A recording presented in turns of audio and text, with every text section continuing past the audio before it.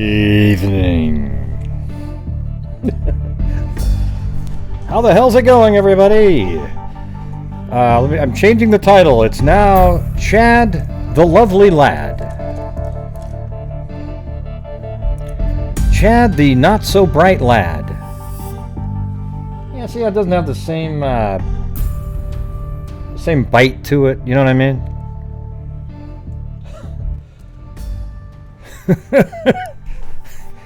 My God, man. Chad the Whackjob Daybell was turned into Chad the Dumb Lad. Man, that's just such a dumb, not a dumbing down, a watering down of what I said. Yeah, dumbbell, whatever the hell you want to call it. I've heard that a lot. I don't like to copy other people's stuff. I just called him Whackjob.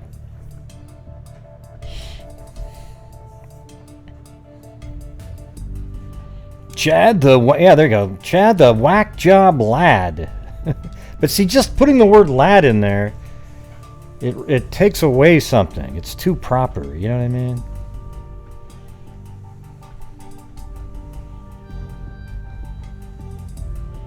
Like calling somebody penis head. It doesn't sound quite the same as dickhead, right? Like,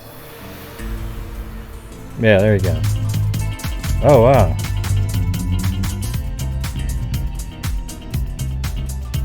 Thank you, Shelly Ann.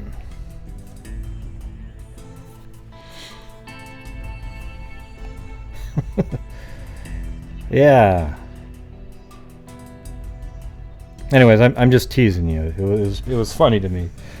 Okay, before we do this, though, I'm going to do a PSA.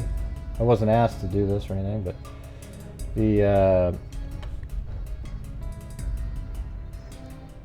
this is on the actual website here, so if you haven't seen this, what you should know.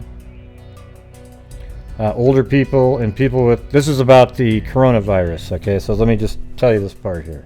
This is on the official website. So just not to make it real here really quick, but I just figured I would. Right, so it's mainly people at risk for serious illness from COVID-19. Who is at higher risk? Older adults, people who have serious chronic medical conditions like heart disease, diabetes, lung disease. Okay, so those are the people that are most highest at risk. The steps for preventing: clean your hands often, wash your hands often with soap. If soap and water are not readily available, use hand sanitizer that contains at least 60% alcohol. Avoid touching your eyes, nose, and mouth with unwashed hands. And then avoid close contact. Stay home if you're sick. So if you actually get sick, just stay at home. And if you're having lung symptoms, then contact your doctor. Cover your coughs with your elbow so that you're not sneezing into your hand and then touching a doorknob or something like that. Yeah, wear a face mask if you're sick so that when you cough you don't spread it to everybody else. Clean and disinfect surfaces around your house daily, especially if you go in and out. Like if you clean your house and you don't leave your house, I don't think you have to keep cleaning it every single day. But if you leave the house and go into places where there's lots of people, you probably should clean it again. The areas that you touch. And then you can use household bleach. That's why everybody's buying bleach all of a sudden. So 5 tablespoons for 1/3 cup of bleach per gallon.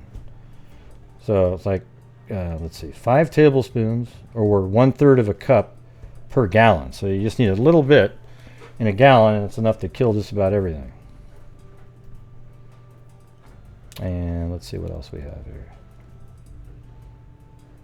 Okay, now when you're sick, like it said, stay at home, avoid public areas, and avoid public transportation. So if you at this point, if you're coughing and you feel like you're sick, just don't go anywhere. Okay, I know you want to go do something, but you got to figure out if you have coronavirus. You could just have a cold and all that kind of stuff, but you know, you have to protect the rest of the population, because it's way more deadly than the flu virus percentage wise. Okay, but it mainly affects elderly people and people with compromised immune system and other chronic health issues, that, as they mentioned a minute ago. And yeah, the thing is here's what I would do. You know how these sporting events that they're, you know, where you have 20,000 people that show up to maybe a basketball game? Why don't they use that as a screening center? So as you're walking in, they take your temperature. And I know that you can carry it without showing symptoms, but it's a start, right? So if you come in, take their temperature, and if it's not normal, if it's like above 99, you move them off to the side and tell them, well, you aren't able to go into the game because your temperature's high. You might need to go home and, you know, see what, you know, your symptoms are. But at least then you can sort of get this, you put them aside, and then you monitor them going forward as well. So you get their name and their information, and then you check to see if there's somebody that had it. That's how I would do it. I would actually use the sporting events to identify and possibly test more people that don't make it through the screening into the game.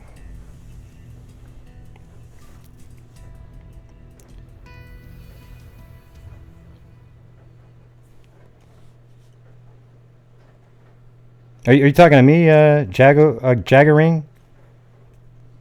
You talking to me? There's always those people that show up and they just act like they just run the show.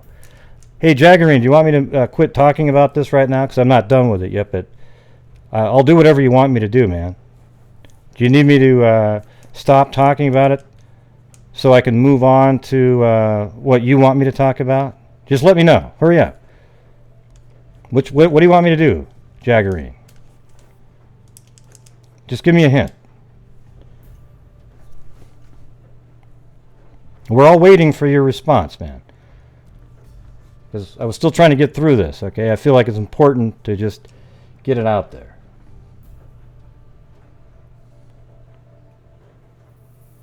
You did what? What did you do, Roger? Just let me know what you want me to do. Type it in again. Come on, Jaggering. You run the show, man. Everybody's waiting on you, man. You're so important. You're amazing. You're one of the best. Okay, I'm going to get rid of you, man. You're out of here. Total douchebag. Hasta la vista. Have a good one. Okay, so it says, stay away from, let's see, separate yourself if you're sick from others. Limit contact with pets and animals, because then other people will pet them. When possible, have another member of your household care for your animals while you're sick, okay? There you go. I mean, here's the link here. I'll put it in the video there. It says also the symptoms are, you have a fever, cough, shortness of breath. Once you get shortness of breath, I heard on a show, that's when you need to maybe think of going in to a doctor, but call first so they can be ready for you. So it's real similar to the regular flu in those aspects. So anyways, there's a link, everybody.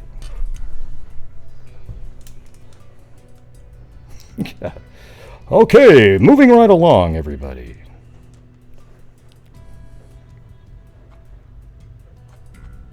Yeah, this just came out, I believe today is when, well, I guess this was February 26th, but wait, what am I looking at here? I lost the link that I had up there. When was this put out? Just a second, let me look. Oh, yeah.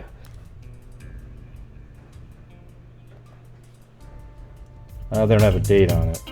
But yeah, well, right there, the 10th, there's some from March 10th, 8th there. So a lot of the stuff came out today. Thank you, Papazoid, for caring about your freaks. Okay, everybody, so you just get out there and do your thing, but be safe. But I would actually use sporting events to start screening people. It's actually a good way to do it, to be honest with you.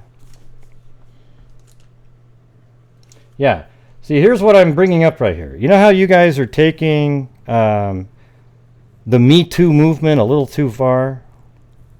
I mean, look how right here we've got a woman, a Florida woman zipped up her boyfriend in a suitcase, filmed his cry for help, and left him to die. I mean, can you leave the serial killer mentality to the guys, please? I mean, I don't want to be walking down the street now and look at the woman and go, wow, she could be a serial killer. I used to always feel good not thinking that. But at this point, where you guys are taking the Me Too movement just a little too far, don't you think? All right.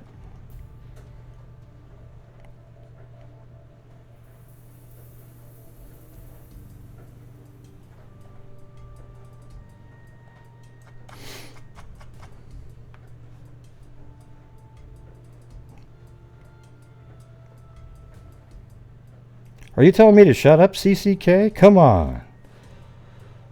There we go. Charges after authorities say she zipped her boyfriend inside a suitcase. Look at her eyes. Police say Sarah Boone was the one who reported Jorge Torres dead. She said she put him in the suitcase during a game of hide and seek. Boone says they were drinking alcohol and she passed out in her bed while he was still in that suitcase. Look at her. Deputies searched her phone and found videos showing Torres yelling he couldn't breathe. I mean, if I saw her walking down the street, I wouldn't think she was a serial killer type. From inside the suitcase. Boone can be heard laughing and saying, "That's what I feel like when you cheat on me." She's facing second-degree murder charges. I guess that takes the phrase, nothing more dangerous than a woman scorned, a little bit further, don't you think? I mean, that is crazy right there. You cheated on me, therefore, I'm going to put you in a suitcase and zip you up and watch you die. Wow. Authorities in Florida have arrested a woman accused of zipping her boyfriend into a suitcase, recording his repeated cries for help, and leaving him locked inside until he died. I wonder how that took place. I mean, why did he allow himself during a game of hide and seek, according to an arrest affidavit from the sheriff's office? Yeah, I bet you he was just all really into that. Boone reportedly admitted she zipped Torres into the suitcase, went upstairs to bed, and woke up the next morning to find him still inside and unresponsive. Well, yes, he's going to still be inside because you zipped it up. There's no zip inside the suitcase.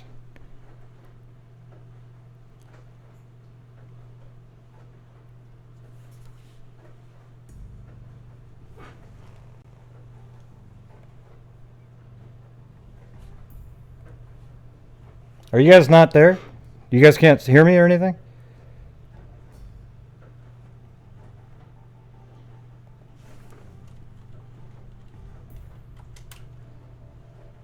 Oh, I didn't even know I was off the air.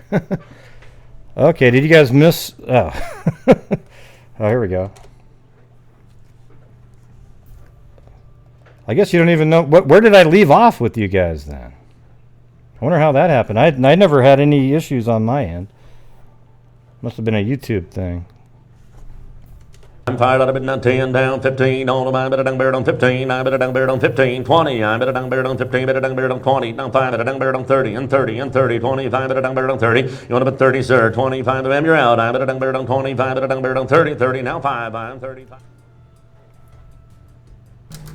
Gosh, did you see how Gray let his stream go offline? How unprofessional of him. Well, he didn't need to. He was just doing a show, and, Who cares? I don't care about logic and reasoning. I just want to be mad. Oh, boy. Yeah. Yeah, so there you go. You've got the... What part did you miss when I was reading this shit? She claims that they were playing hide and seek. Okay? Nobody actually believes that, right? Oh, we're playing hide and seek, and why don't you go hide in a suitcase right in the middle of the room, everybody? And then she zipped it up and went to bed and thought, wow, he's not out yet? Well, how would he unzip himself, you idiot? The sheriff's office said Boone's statement didn't line up with video evidence found on her phone showing a blue suitcase facing downward with Torres trying to free himself. In the video, he called for help and yelled that he couldn't breathe, deputies wrote in an affidavit. I mean, what a nightmare. Boone could be heard laughing and saying, ha ha. Wait, hold on, let's do it this way.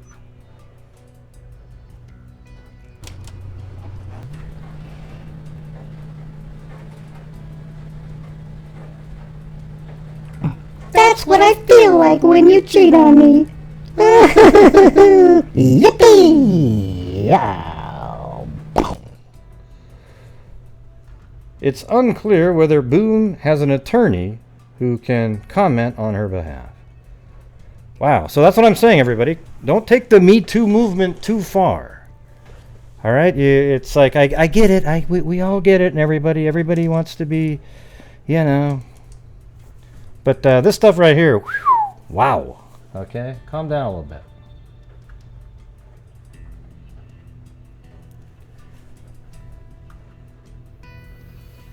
And also, I don't think it's working because you still get the like if you ever argue with a woman online on any of these, they always say that you hate women if you even argue with them at all. And I've talked about this before, but if you want to have equality, you should I just treat everybody exactly the same. If it's a guy, I'll say the same thing. If it's a woman, I say the same thing. I just don't care. I'm arguing a point. So quit using the gender card in arguments when you lose. Okay? It looks really bad, and it's lame as well. All right. All right. Here we go. We're gonna move on to the Chad Daybell stuff. See, this was an interesting article on Crime Online. There must be some information out there. Alex Cox was convicted of threatening one of Lori Vallow's former husbands with a stun gun. We already know this. And admitted to fatally shooting her husband, or her subsequent, stun gun, admitted to fatally shooting her subsequent husband. Oh, Lori Vallow's, her subsequent. Days before Tammy Daybell died, she reported that a masked man had aimed a paintball gun at her in her driveway. And we've always said that paintball gun wasn't a paintball gun. It was a silencer that Chad sold to her. Oh yeah, that was just a paintball gun, dear. No, nothing to see here. Yeah, basically, I think it's the same gun that was used, possibly, to shoot at Brandon Boudreaux. Okay, that's my opinion, but it's hard to say. So CBS News authorities in Idaho initially determined that Tammy died of natural causes, but have since exhumed her body and reopened the investigation. Let's see. Cox was found unresponsive by his girlfriend's son, and what you didn't put in here is that the son didn't even know that was his mom's husband. It was just a friend. Okay, but authorities have not yet revealed any information about his cause of death. According to the same report, Cox was convicted of threatening Vallow's previous husband, Joseph Ryan, who was Tylee Ryan's father, with a stun gun. So we've talked about that many times. That was in the early 2000s, or maybe not early, but let's see. I think it was wasn't that 2007 or 8? Joseph Ryan later died in 2018 of a reported heart attack. As Crime Online previously reported, Tammy Daybell said his Facebook post 10 days before she died that a masked man in a car had fired an empty paintball gun at her as she pulled up to her driveway. Tammy also reported, see, isn't that weird how similar that incident is to the one with Brandon? You see, she's pulling into the driveway and then is shot at. Brandon was shot at exactly the same way. He's pulling into his driveway and shot at.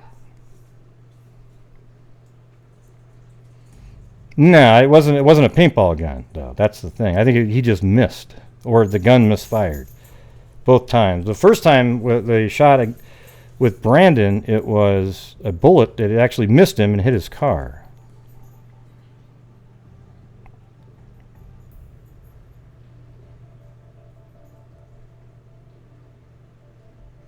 Yeah, it could be something like it jammed. But she made it sound like he fired, but there was no bullets or something. And I could see him just missing, you know, too. And that's why they were looking around with the metal detectors in Tammy's house and in the yard there, at her house.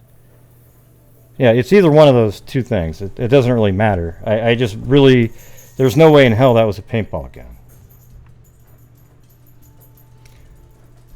Vallow was arrested in Hawaii on February 20th on child desertion charges and remains in jail. So the thing is they said that there's digital evidence that they learned that there's digital evidence that proves that Alex had something to do with the death of Tammy. And see, I've always thought he was the responsible for the initial shooting, but he may not have been responsible after that failed, you know, the paintball incident. So after that failed, I think Chad may have taken over. Yeah, probably emails or text message, something like that. That's what I think.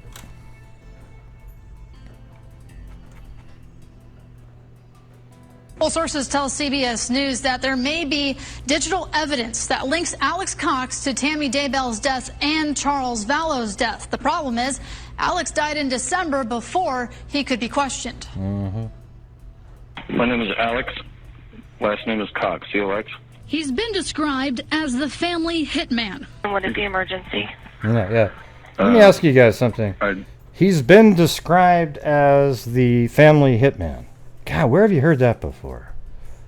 Where has it been described that way? I'm just trying to... I can't really put my finger on it. If I can just remember who in the hell said that 45 different times on a show. Well, I guess we'll figure it out sometime. Hey, thanks, Karen K. Yeah, so they're being accurate when they say he's been described that way because, yes, he's been described that way since day one on this channel. Okay, I've literally said he's the cult, you know, family hitman, the cult hitman, however the hell you want to say it, since the beginning.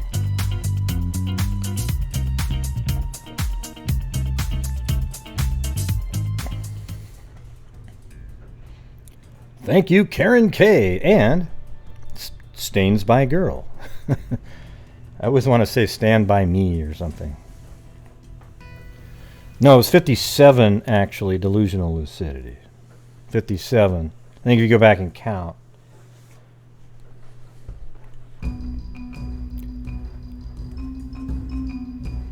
Yep, he's the secret holder. He's got it all. Take him out and all the stuff washes away magically, they thought. But I bet you there's text messages out there that they've recovered that were deleted that talk about... God, that's so bizarre. That's so bizarre. Because now, let's see. It makes you wonder, though. I mean, if they really think... Let me think about this. Okay, so the Brandon Boudreaux one, I don't know if that was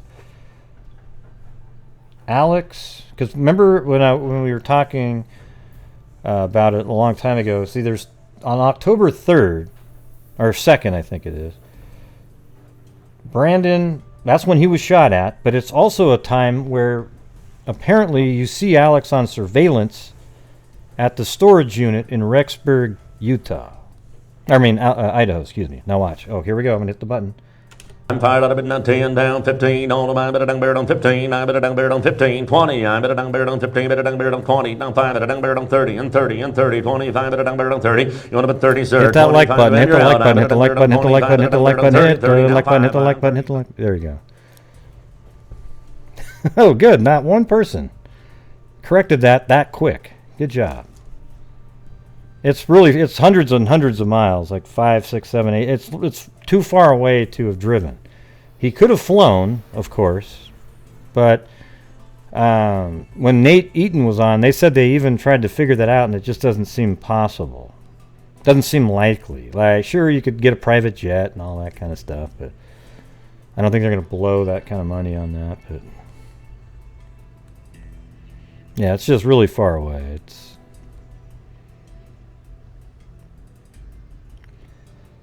So they seem to have digital evidence that's tying the shooting of Charles, that they were intentional. Charles and Tammy. Those two incidents, they're saying there's digital information that ties them to those deaths as being planned, basically. But they didn't mention Brandon. Okay, so maybe they don't know. And what's interesting, though, is there's other people that have a similar look. If you were in a vehicle, perhaps even the niece's husband. Maybe, you know, wouldn't that guy be more inclined? I mean, that's totally related to her. And then he could have her at that point because the husband's out of the way.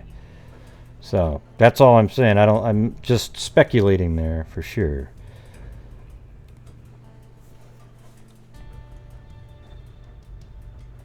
I shot my brother-in-law. Last July, Alex Cox shot Charles Vallow, his sister's husband, in what he claimed as self-defense. I turned around and he hit me in the back of the head with a bat.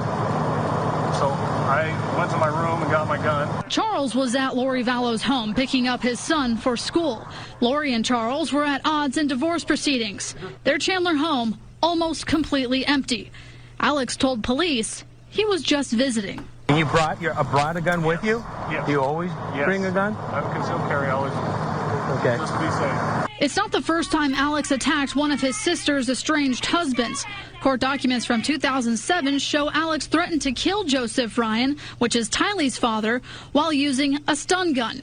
He was convicted of that crime, and Joseph died of an apparent heart attack in 2018. That is a 50 caliber semi-automatic. Shortly after Charles was shot and killed, Lori and her kids, JJ and Tylee, moved to the small town of Rexburg, Idaho. Alex moved into the same complex.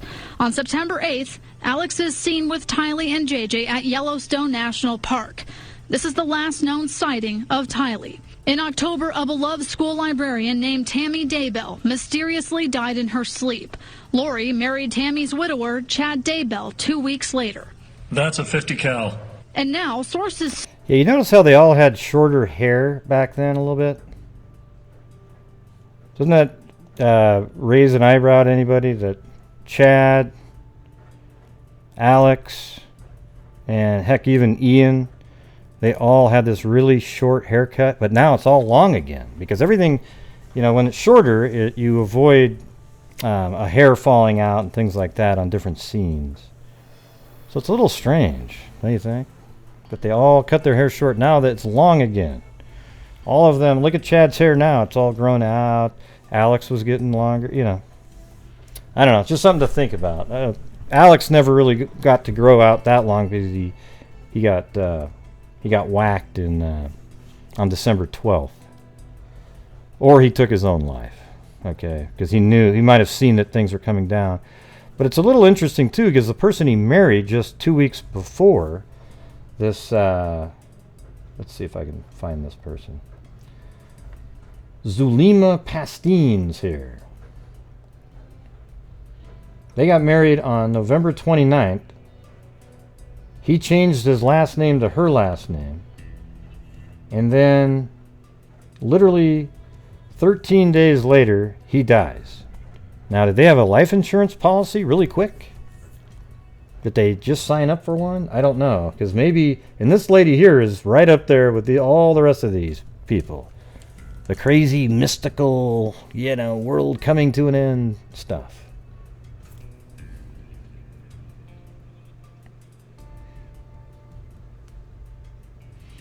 Yeah, so he either killed himself or the same poison that was used to kill Tammy. Well, it could be both, actually. It could be, if he killed Tammy with the poison, then he may have used the same poison on himself for suicide reasons. However, if he was only responsible for the paintball incident and ended up being the one, he was the one that shot the quote paintball, which was really a silencer, and it didn't work, and then he went back, and then maybe she was killed by Chad. This is just speculation here, that maybe Chad was the one that poisoned her. Then, well, there was another thing too, is by the time Alex was killed on the 12th of December, Chad and Lori were in Hawaii, so they couldn't have killed him unless they had maybe put something in something that only he would drink in the house prior, and then he finally got around to drinking that one thing. I don't know.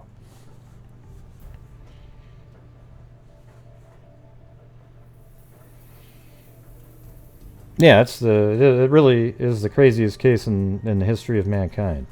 I mean, it's just, you know.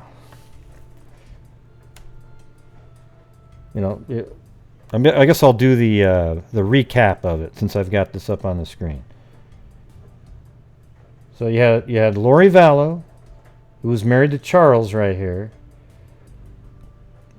And before that, though, she was married to a guy named Joseph Ryan. They divorced sometime in early 2000s. Thanks, Nerdy Niche. In the early 2000s, and they had a daughter named Tylee. So these three were once all living together right here. Then they got divorced because he wasn't bringing home the bacon, and she wasn't able to fry it up in a pan. So these three right here, they lived together. Then they got divorced. Then she married Charles, who was doing really well financially.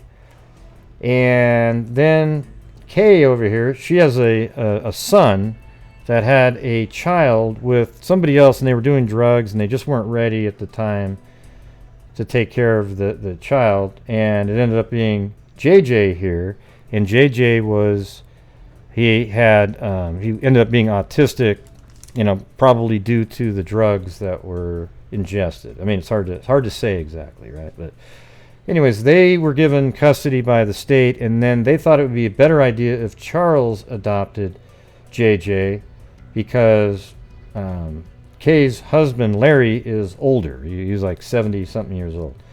So they thought, well, Charles would be better, and plus he'd have a sister and everything. So Charles adopted JJ. And they raised them, all four of them were a family for, 6-7 years. And then, or even longer, I think she was married to Charles, but then they finally adopted JJ. So all four of them were maybe like 6 years together, something like that. Then on July 11th of just this last year, Alex was over at Lori's house to pick up JJ because he has custody of JJ. She was just looking after him. And when Charles showed up, Lori claimed like she took his keys, she wouldn't give them back to him. Yeah, this is just what the story is.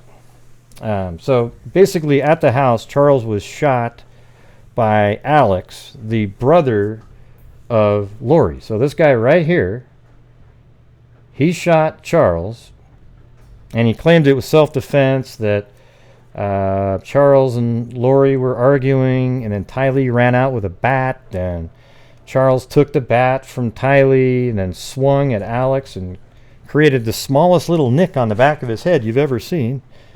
It's absolutely just nothing. Then he claims he went back to the room to get his gun. Then he came back out, and Charles went at him again, and boom, boom, right in the chest. Okay, then the police get there, and Charles looked like, Alex looked like he was just didn't do well on a math test or something. I mean, it was just ridiculous. There's one important moment during that interchange with the officer that I saw, and it was when the officer asked Alex, so what was going on? He goes, well, he accused me. Then he got quiet because he realized, wait, that's not part of the story. It's not part of. And then they moved to a different location because it was loud. And then the officer clearly said out loud, "Thanks, Gina."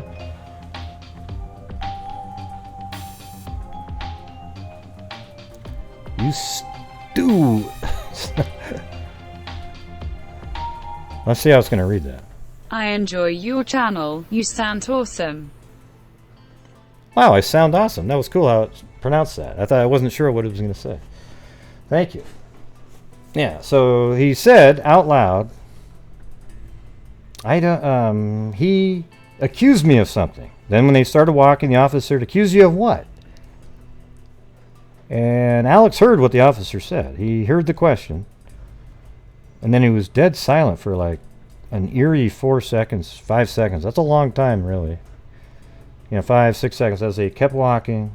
And then he turned and said, I don't know. He was just mad. And I think the answer to that question, he slipped on the truth just for a moment there. And the answer to that question would have been damning to him. And he was just allowed to get out of it. That was amazing. That to me was a huge moment right there. I wish the officer had caught on that and kept pushing. No, you said accused. So what was he accusing you? And just kept hammering home. Don't let him get out of his little trick. Oh, man, that sucked. But anyways, that happened. Then in September, Lori moves to Rexburg. So just 2 months after she has Charles whacked, had him killed, she moves to Rexburg. Just miraculously the same town that Chad the Whackjob Daybell lives in. What is this thing? What happened to my... let me get back. Yeah. So the same town that Chad lives in. Then in early October, there's actually... I do have the... Let's see. Where is this? I have so many documents now in this folder. It's insane. I'll find it.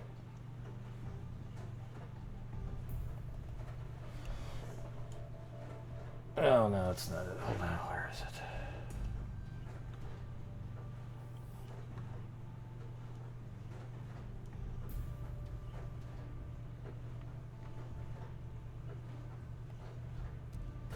Okay, there it is. So on October 9th, Tammy put a post on Facebook and said, something really weird just happened, and I want you to know so you can watch out. Oh, there's Julie Rowe, by the way. I had gotten home and parked in our front driveway. As I was getting stuff out of the back seat, a guy wearing a ski mask was suddenly standing by the back of my car with a paintball gun. He shot at me several times, although I don't think it was loaded. I yelled for Chad, and he ran off around the back of the house. And Chad said, oh, yeah, it was just a paintball gun. I have no idea what his motive was, and he never spoke. Even after I asked him several times what he thought he was doing, and it says, I was just about to smack him with my freezer meals from enrichment tonight when I decided to yell for Chad instead. Okay, so this is right about the time when Julie Rowe and Chad were still having their visions of when Tammy would die. They thought they'd see Tammy die multiple times. It was going to be a car accident. They just couldn't shake the feeling that Tammy was going to die, by God. And then finally, Julie said, well, I mean, I'm not the angels behind the veil. I don't see it anymore. I think they're giving her more time, they've told me. They're giving her more time. Then, all of a sudden, they both started seeing her die again. And then, boom! Okay. I mean, just literally, let's see. On October 19th, she's killed, which is 10 days after that first shooting. She dies in her sleep, miraculously. What are the odds of that, huh? So in the middle of the night, just 10 days after somebody came by her house and shot at her, she dies in the middle of the night sleeping. Well, plan 1 didn't work, so here's plan B, or A and B. Or 2, I guess they could have said. Yeah, so there you go. If that doesn't sound fishy, I don't know what else. And just before that, right, so October seems to be this time where there was a lot of stuff going on in this cult, right? So on October 2nd, that's the day, which is literally 1 week prior to the paintball, quote, paintball incident. Brandon Boudreaux is shot at as he pulls into his driveway. And then 1 week later, Tammy's shot at when he pulls into his driveway. And wouldn't you know, Brandon and Melanie here were married, and Melanie is the niece of Lori, and she also was really interested in this cult and joined in, and then immediately married somebody else after her and Brandon got divorced. Another guy that lived in Rexburg. So here you go. There's Brandon right there. He was shot at, and the guy just missed him. I mean, literally, and he thinks it was Alex. He said it looked like Alex. The vehicle used in the shooting was the Jeep that Tylee Ryan would drive around. That was her vehicle to use, but it was registered to Charles. But since Charles is dead, Lori then has the Jeep and has access to it. So somebody who knows Lori is the one that drove by and shot at Brandon. Because you know it wasn't Tylee driving by and shooting at Brandon, right? It was some bald-headed guy in the vehicle. Okay, so after all three of these incidents, Charles, Brandon, and Tammy dying, the police were like, whoa, whoa, whoa, whoa, whoa, whoa. Okay, holy shit. We need to... I'm sure one of them even said that out loud. Probably even something worse. So they exhumed Tammy Daybell on December 11th, 2019. And then guess what? The following day, Alex Cox is found dead. The Colt hitman right there is found dead in his home just 2 weeks after he was married. And he had foam coming out of his mouth, and he was rolling around in urine and other and feces. You know, he just, in a 10-minute span, all this happened. So it definitely feels like he was poisoned. Whether he killed himself, you know, maybe something like cyanide or something else other people have mentioned, or did he did one of the other cult members take him out so that there wouldn't be any witnesses to all the things that he'd done? And then there's also I think it was early September the 9th or 8th or 9th, Alex and Lori, Tylee and JJ were all at Yellowstone, and there's no evidence that Tylee ever came back from Yellowstone. And Alex was there too. So it's potentially possible that Alex has killed Tylee, Charles, Tammy, and attempted to shoot at Brandon right here. Now, one of the things that I point out that's really very interesting that people, when you really think about it, it's very unlikely to be naturally occurring, is that the day that Charles Vallow was killed, you had Lori, Charles, Tylee, JJ, and Alex were all at that house. You know, you see them on, you see everybody but JJ on camera. The only one out of those 5 people known to still be alive right now is Lori, right there. So just think about that for a minute. Just as recently as July, you have a body camera footage from the police that on it you see Charles on the floor dead. You see Alex Cox on a curb talking. You see Tylee Ryan standing next to Lori, and JJ is at a school. And the only one that is known to still be alive is Lori Vallow. Even right now. We know 2 of them are dead for sure. That Alex and Charles are not alive. So just even that's weird, right? So you have, in July, Charles is shot by Alex, and then just 5 months later, he's dead too. Like, that just doesn't happen. I mean, even that would be like really low odds, right? But then you add in that both the children that were at the scene are nowhere to be found. They haven't been seen since September.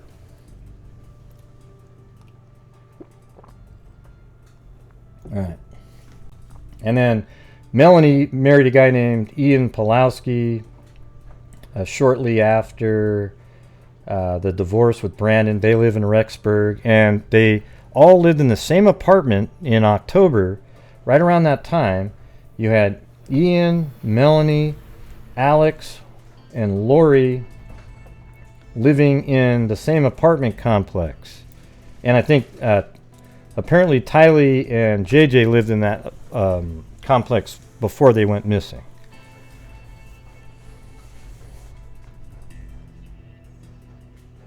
So there you go. I'm sure I've left out some details here, but you know, probably one of the most disturbing thing for me is just looking at, you know, these pictures when they went and got married, because they actually ended up getting married. Lori and Chad, they got married within 3 weeks after Tammy Daybell was killed. They got married. You know what Chad said? Chad said, "Oh yeah, see, look how short his hair is there. See, it's just coming out of that time frame."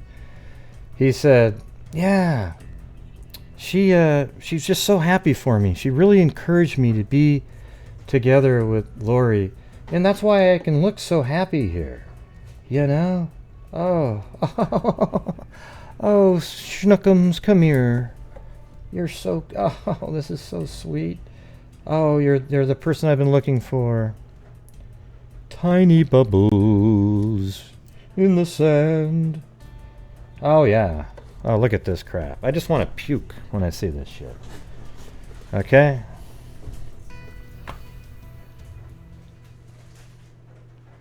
Oh, can we take a picture here, sweetheart? Oh boy. Wow. Okay.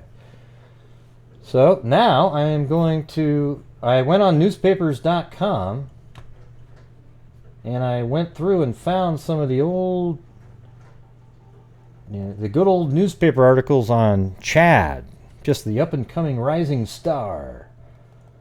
But look at this. I even found this one here. Social events. Tamara Douglas, Chad Daybell to trade vows on Friday. So this is when they got married. They got married in 1990. So that means they were married for, you know, almost 30 years.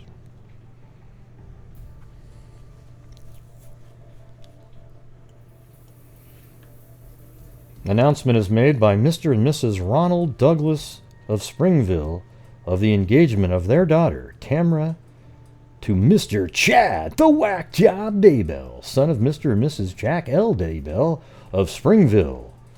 The couple plans to be married on Friday, March 9th. God, that March 9th keeps popping up. That's crazy. But anyways, March 9th, 1990, in the Manti LDS Temple. A reception will be held that same day from 7 to 9 p.m. at the Springville Museum of Art. Thanks, Chrissy Paradis. Hopefully I said it right that one. Love Tiny hearing Grace sing bubbles Tiny Bubbles in the wine. Oh yeah. Oh God, no doubt, man. You could use that as a chalkboard, huh, Wendy?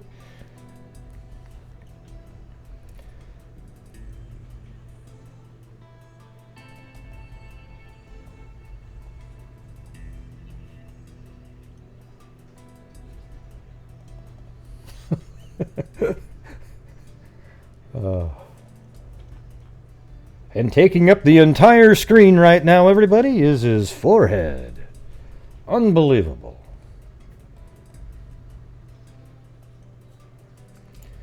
Okay. The prospective groom graduated from Springville High School, where he served as a treasurer of the student council. He was vice president of the National Honor Society at Sterling Scholar in English. Sterling Scholar in English. Oh, and a Sterling. Okay. Well, they didn't say A. He served as LDS mission in New Jersey, Spanish-speaking areas. He also attended BYU and is majoring in communications. He is employed by Springville. So I think that's about the time where he was working at like a grave, like a cemetery, you know.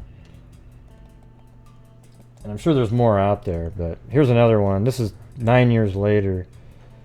The Palmyra chapter of the Sons of the Utah Pioneers for their April meeting had Chad Daybell of Springville talk about his pioneer ancestors and about his new book, An errand for Emma. Chad told about the Daybell dairy in Charleston that is now covered by Deer Creek Reservoir. No, not the same one. He told about his work as sexton at the Springville cemeteries. He had a city book of 1892, and it told of the duties of the sexton, such as he had to build coffins, transport the dead, dig graves by hand, and what's that? And hay could bury no murder. I don't know what that means, that writing right there. Hard to make it out. And then here he is. There's Skippy right there, right? I mean, like at that point, he should have just changed his name to Skip. Although Chad almost works.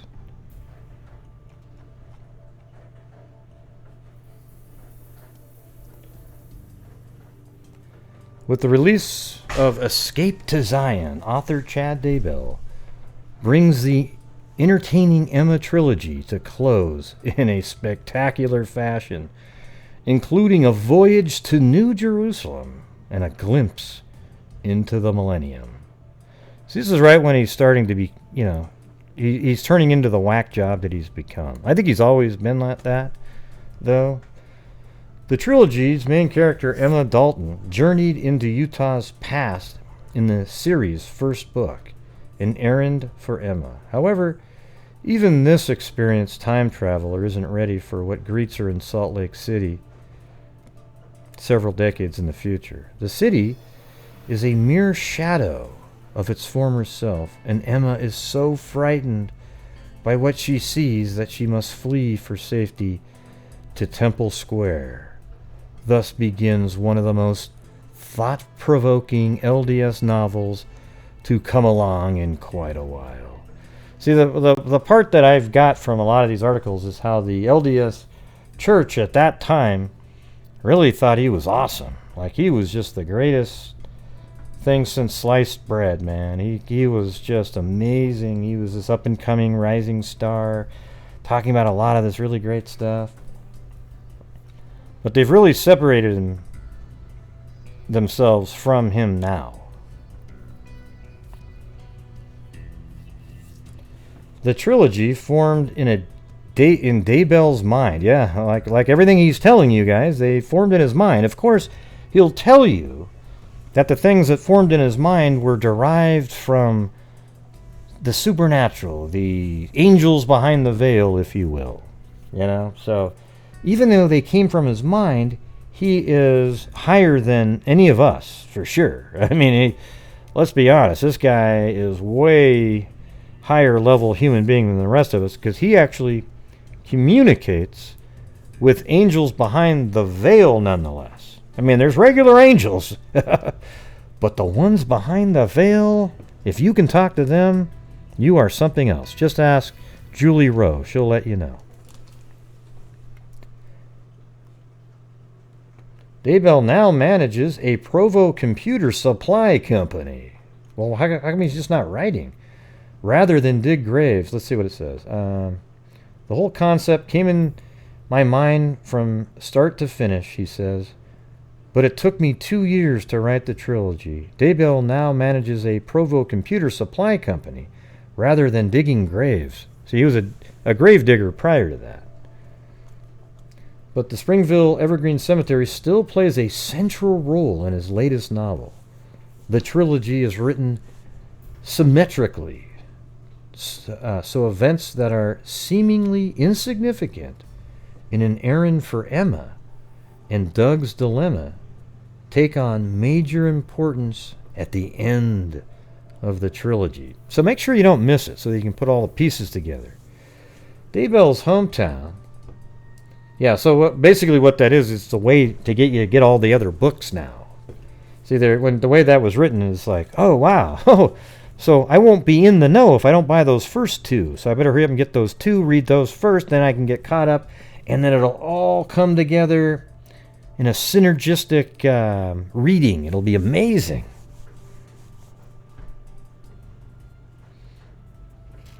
I think this is one of those ones where if they made a movie, it would be better than the book. Because nobody would read the book and do their little thing where, oh, I read the book. It's so much better than the movie. You know how people always do that? They really are just saying that because they want to let you know that they took the time to read the book. But it's really not better than the movie. Like, Lord of the Rings is better as a movie because they add so much crap in there. Okay? Well, that's your opinion, Gray. Well, yep, that is my opinion. And the cool thing is I just get to say it. Yeah, I don't think she's ever got the bail money. I think Chad was a little light in the wallet. You know, maybe they spent an extra 100K because apparently he had 200 left when he. But he might be going, God, do I really want to just throw away 100,000? I mean, I've only got 200,000 left from, you know, taking out my wife. My God. You know, allegedly. Okay? That's allegedly. And he may, you know, to be honest with you, if Alex did it, he might not have known that Alex did it because Lori could be the one that's behind all this shit. But the part about him visioning her dying with Julie Rowe makes me really think that he had something to do with it.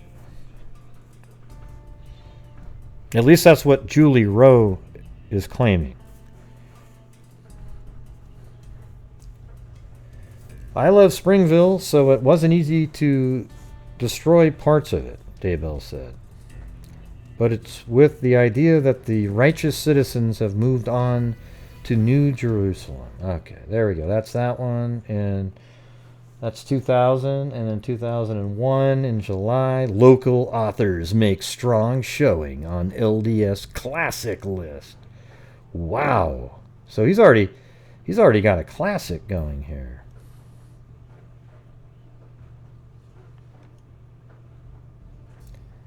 Let me pick up where he's mentioned.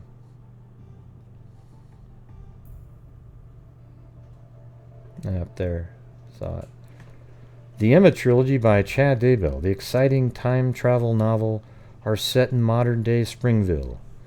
The books follow the adventures of a family whose teenage children find themselves transported to different points in the LDS Church. See, how did he end up starting off as a fiction writer and then people starting to believe the crap that came out of him? It's just all fantasy shit. And you guys are like, wow, he's so amazing. Oh, man. Chad, you're just wonderful. Wow. You are awesome, dude. You are just, oh.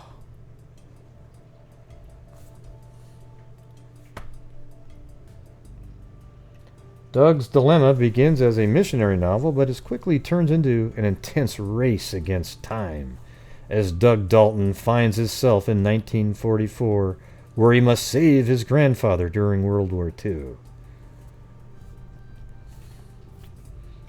Who is what? These are just other novel writers right here. Yeah. Right. And then 2004...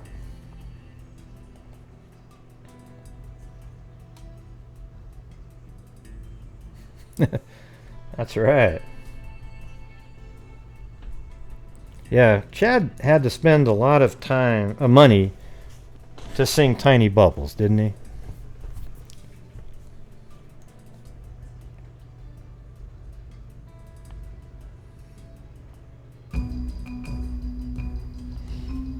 Former SHS classmates combine talents on book about Savior.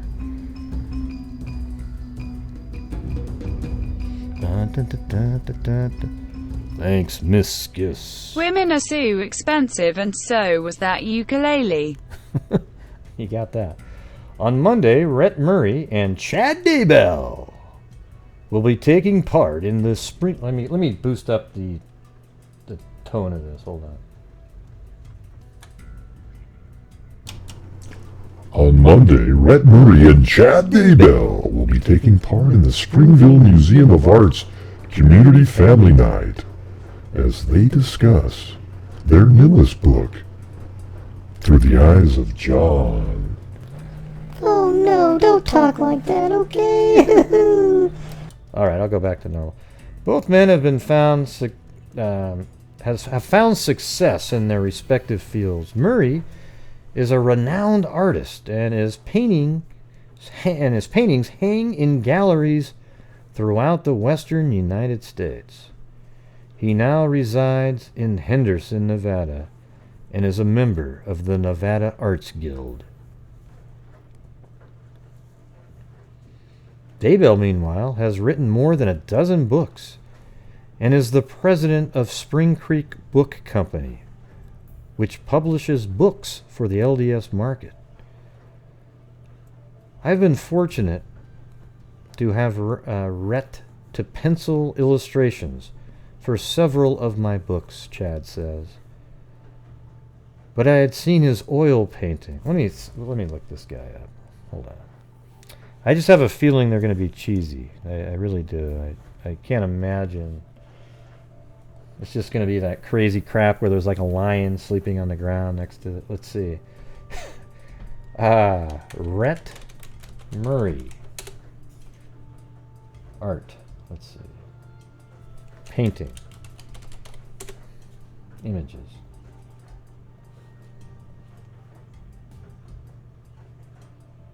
Huh? That's pretty good one there. But it's just kind of...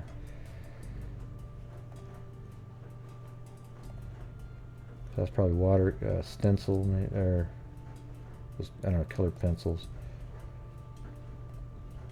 Yeah, it's not bad. I won't bash his painting that much.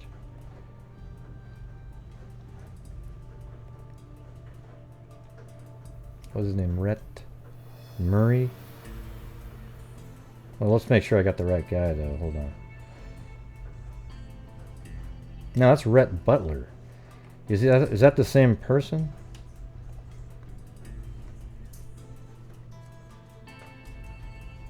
Let me type in Butler here.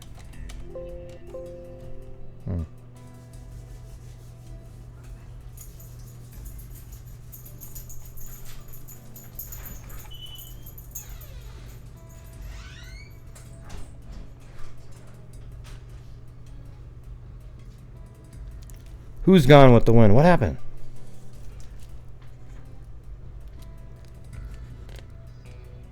Scarlett and Rhett Butler? What are you talking about?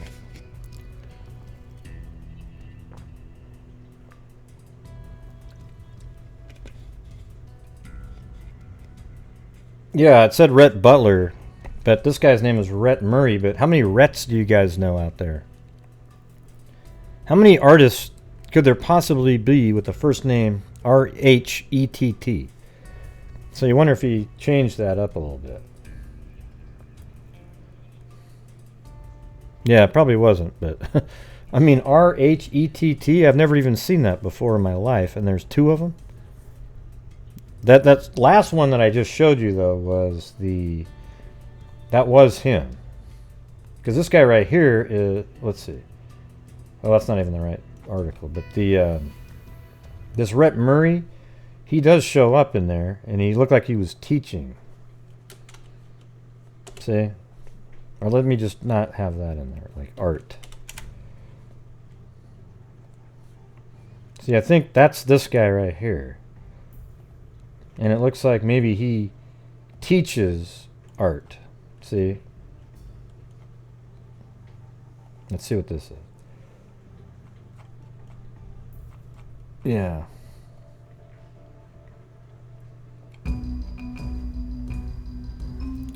Oh, there it is. Rhett was born in 1968 in Springville, Utah. Okay. Now don't say, well, that's just a different Rhett that lives... Okay, it's not. All right. Love your show, Gray. Hashtag FLYFISHINGISFUN. Hashtag ROLLTIDE. Fishing in the dark. Hey, I just bought a new a bass fishing reel today. Or I put line on it. I bought it on Amazon after watching a YouTube video.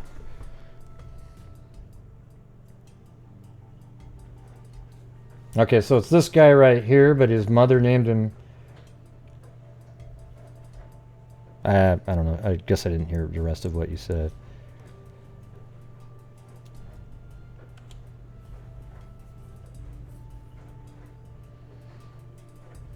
No, that's not true, FoxyBot.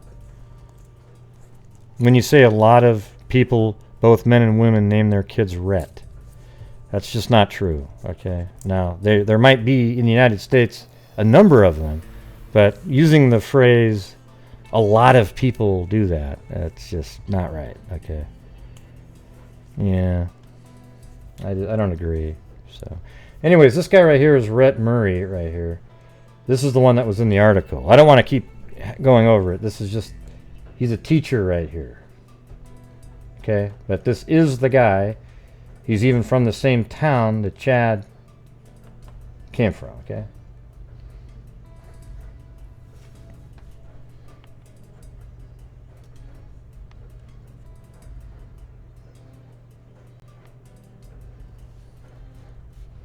Yeah, I guess it's sort of like Agnes and Gus, right? At one point, those are really common names, just not so much anymore.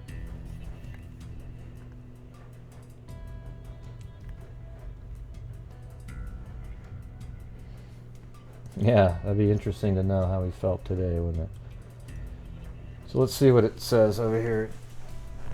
The book is a first-person account. Let me move this, excuse me. The book gives a first-person account of the Savior's final hours through the eyes of the Apostle John. Daybell wrote the text based on John's own biblical account. John was a key participant in those key events, but his role has often been overlooked. Murray then created 3x5 oil paintings based on the text, eventually completing 12 scenes that give a unique perspective on the events leading to Christ's crucifixion and resurrection. So this probably is when he started thinking his thoughts were divine, you know, like, wow, I'm so amazing. This is 2004. Oh, look at right here, it says, both men graduated from Springfield High School in 1986. That's what that article just said. Where Murray was a first-team All-State defensive lineman for the undefeated state championship football team. Daybell was on the student council. Doesn't that just fit Daybell perfectly? Daybell was on the student council that year and says, I really enjoyed watching that team from the stands. It was a lot safer up there. The community and family night will be Monday at 6 p.m. and is free to the public. During the event, Murray will give a short demonstration on various styles of painting, after which both he and Daybell will be on hand to talk about their book and to sign copies for those in attendance. Okay. And that was 2004, and then 2007, local author's new novel takes readers into the future. So that must be another one. With the same picture. He never updated his pictures, you know. Popular author Chad Daybell of Springville has released The Great Gathering, the first novel in a new Standing in Holy Places series. The book paints a vivid picture of exciting prophesied events that still must occur before the second coming. See, this is right now he's going through the prophecy shit. He probably believes this stuff that this book is about right here. And you know, looks like at the time that the LDS Church thought, wow, this guy's amazing, man. But they've really distanced themselves after this happened. You know, they still thought of him as like this insightful, you know, speaker of truth about the future, and then they just went, you know, basically they did one of these.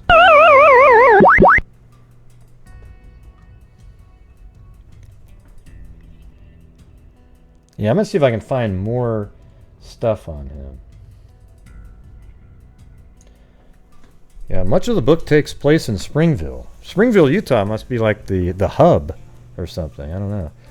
And centers around how members of the LDS Church respond as they embark on a journey to build New Jerusalem. Readers of Chad's previous novels, the Emma trilogy and Chasing Paradise, will enjoy how this new series expands on these novels. The key characters from those novels are back. Yes! Many readers asked me to write about how the Dalton family reached New Jerusalem, and I do so in this new series, Chad said. Chad's previous novels all spent time at the top of the bestsellers list of LDS bookstores throughout the nation. So he's had an effect out there. He has also written more than a dozen non-fiction books, including the popular Tiny Talks series. In 2004, Chad and his wife Tammy established Spring Creek Book Company, which has become one of the leading LDS publishers. The new novel is available at Siegel Book, and it will be on the shelves of all the LDS bookstores by mid-August. Autographed copies can be purchased. Man, he is just, God, he's just a man's man, isn't he? I mean, if we could all be like Chad Daybell, we'd have a better world, wouldn't we? You know, here's the thing, is even if Lori is completely responsible for killing Tammy and all that stuff, it just means that he's really like a clueless person. Just really, really dumb, you know. So to not notice that stuff, and you're over at the storage unit. Come on.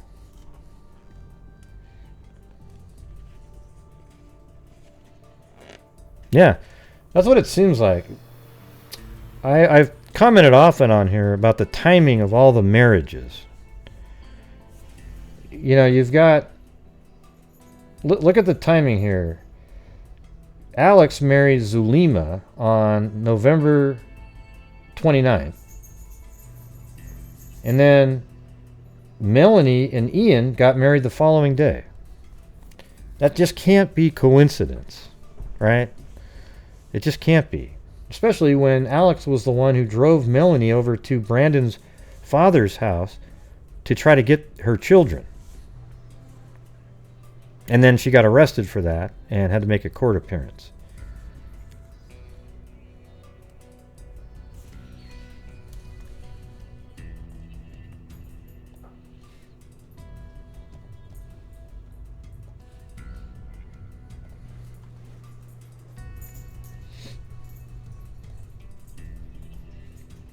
Yeah, man, I don't think I could ever talk about this case clearly without this org chart that I have on the screen there. It just wouldn't work.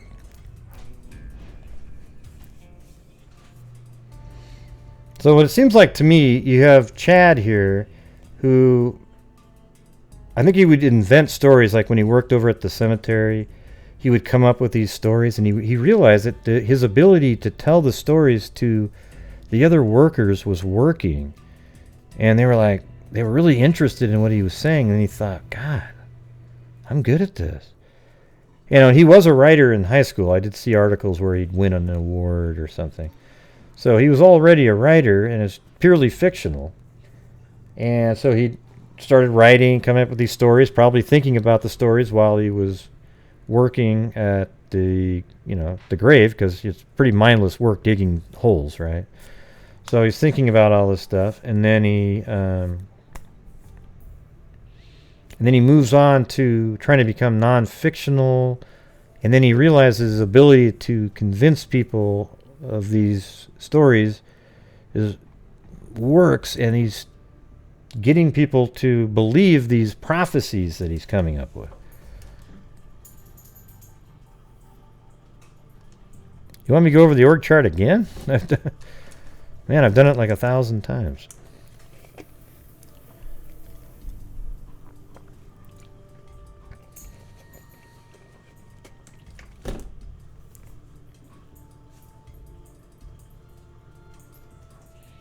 Yeah, that was a good short line. But yeah, we've been saying that since the beginning. That you couldn't... This isn't something that even somebody at a you would never write this story for Hollywood because it would sound stupid. And when I was interviewing Nate, I even said, you know, this is one of those things they'd have to take stuff out to make it seem more believable because there's too much craziness in it.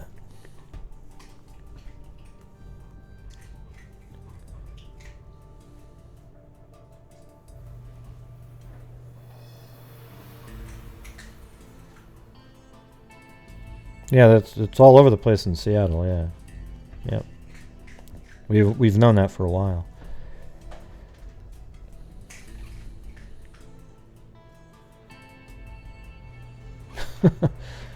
Jeez. Okay, Kim F. Sharp. So I'll do it again for the late counters.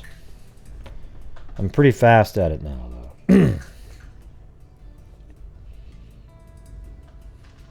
I feel like I need to like take deep breaths and do the whole before starting this thing.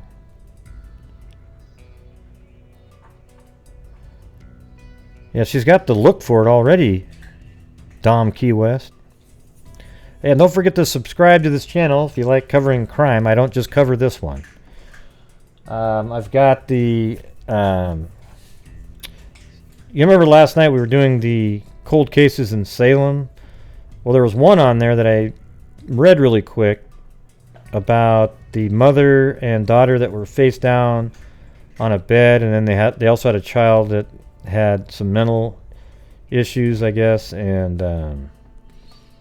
you know, I've looked into that more. Somebody contacted me on Facebook, and man, I looked into it more. It's way more, you know, a lot more information there. So I'm going to cover that one soon, pretty soon here. But I might even be able to talk to the detective on that's retired. I'm going to try to reach out to him. That one's weird. I think they probably know who did this, but did that one.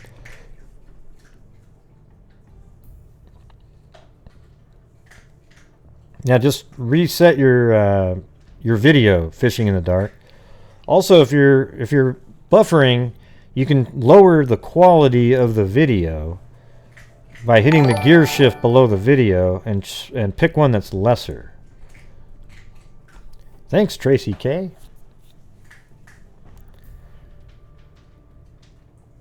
The Kill Zone. Did you hear about that place in Yellowstone where you can virtually kill whoever you want and get away with it? Yes. I mean, you've heard of Sturgis for bike riders? This is a park for serial killers. All right, here we go. So Lori here, I just started like this. Lori's been married this is her 5th husband. She had 2 husbands. One of her second husband is the father of Colby, I think is his name. Okay, I don't have him on the org chart. And Lori's 3rd husband was Joseph Ryan right here. They had a child named Tylee together, and they were together for a while, I think, until, I mean, they got divorced in, I have it 2000, but I think it was after that, like 2005 or 7, maybe even 2007-ish. So they got divorced, but they got divorced because she wanted to marry Charles here, obviously. She got married to him almost right after divorcing Joseph here. So she got married to Charles, and it was just those 3. It was Tylee, Charles, and Lori, and then he would get to visit ever so often, but Lori, you know, Lori wanted to have, there was some custody hearings, and Alex actually went to one of the hearings and used a stun gun on him. I mean, literally tried to take him out, and was chasing him around. I mean, I have the document. Chasing around, and then a witness showed up, so he went, oh crap, and then just started walking away. So who knows if he was going to kill him or not. So Alex here, he's a nut job, wacko killer type. Yeah, Lori was at Yellowstone. Yeah. She was the one taking the pictures. How do you know, Gray? Maybe it was. Yeah, well, it was. Okay.